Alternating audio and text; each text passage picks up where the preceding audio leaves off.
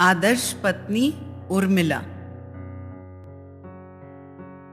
श्री राम व सीता सहित वनगमन करने से पूर्व विदा लेने हेतु लक्ष्मण उर्मिला के कक्ष में आए। माता सुमित्रा भी साथ थी। दासियों और सेवकों से सारी घटना उर्मिला को मालूम हुई थी। लक्ष्मण के आते ही उर्मिला ने उन्हें चौकी पर बैठाया। बाद में उर्मिला ने उनके सामने खड़े होकर बड़ी नम्रता से कहा, आपके साथ चलने की मेरी सब तैयारियां हो चुकी हैं, चलिए। उर्मिला, तुम कहां जाने की बात कर रही हो? आपके साथ वन में। तुम वनवास के कष्ट सह न पाओगी, उसमें अनेक संकट है, तुम्हें यहीं रहना होगा। जिस पिता ने सीता दीदी का पालन किया, उन्हीं का रक्त मेरे शरीर में दौड़ रहा है। सीता जिन कष्टों को बड़े आनंद से सह सकती है, उन कष्टों से मैं डर जाऊंगी? क्या आप ऐसा सोच रहे हैं? सभी कष्ट तथा पीड़ाएं सहने की मुझ में भी क्षमता है। मैं भी आपके साथ वन में चलूंगी। उर्मिला का वह आत्मविश्वास पूर्ण आवेश देखकर लक्ष्मण कुछ क्षण चुप रहे। कुछ समय बाद धीमे स्वर में उन्होंने कहा, उर्मिला, किसे नहीं होगा तुम्हारी क्षमता में विश्वास? तुम्हारा तेज, तुम्हारा आत्मबल मैं अच्छी तरह जानता हूं।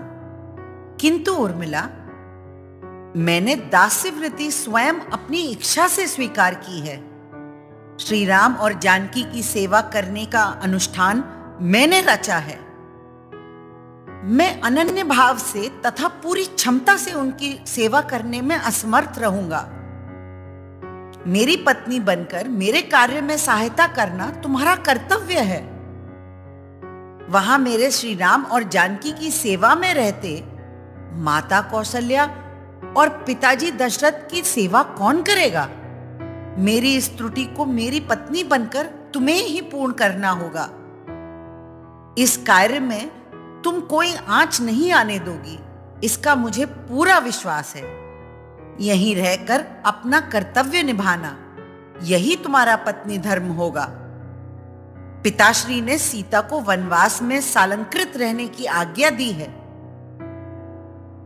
तुम भी उन्हीं का अनुकरण कर यहां रहो। हम दोनों के लिए ये एक तपश्चर्या ही होगी। मैं वन में करूंगा, तुम यहां प्रासाद में करो। 14 वर्षों के पश्चात अपनी तपश्चर्या का फल अवश्य मिलेगा। लक्ष्मण के इस कथन के उत्तर में उर्मिला कुछ भी कह न सकी।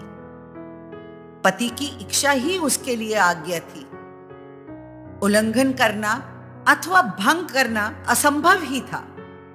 अपनी सारी इच्छाएं, भावनाएं, शब्द, स्वप्न सभी कुछ अपने मन में बंद रखकर उसने लक्ष्मण की चरण धूलि अपने मस्तक पर लगाई। लक्ष्मण के पीठ फेरते ही वह वृक्ष से टूटकर गिरी लता की भांति माता सुमित्रा की गोद में गिरकर आंधी में कांपने वाले केली वृक्ष के समान बिलखने लगी। परंतु सिसकियों की ध्वनि भी न फूटे, इसकी सावधानी रखते हुए। कथाबोध। दो अलौकिक पुरुषों की अलौकिक पत्नियां, दोनों दृढ़ निश्चयी, आत्मसंयमी, परंतु एक तेजस्विनी तो दूसरी शांत व सहनशील। जिनकी पत्नियां पति को भली भांति समझ सकती हैं, वही पुरुष कुछ महान कार्य सिद्ध कर सकते हैं। लोकमान्य तिलक, स्वातंत्रवीर सावरकर द्वारा किए महान राष्ट्र कार्य तथा महर्षि कर्वे द्वारा किए प्रचंड सामाजिक कार्य के मूल में यही था कि उनकी पत्नियां समाज के समक्ष न आकर स्वयं मौन तपस्या करती रहीं, वह भी रुष्ट होकर या डंका बजाकर नहीं। उन्हें इसके लिए बल मिला सीता और उर्मिला के शील से ही। शाहजी राजा से दूर रहकर जीजा माता ने शिवा को सुसंस्कारित किया। वह लवकुश का पालन पोषण करने वाली सीता से ही प्रेरणा लेकर इन अमिट जीवन मूल्यों के कारण ही रामायण सदैव अनुकरणीय बनी रहेगी।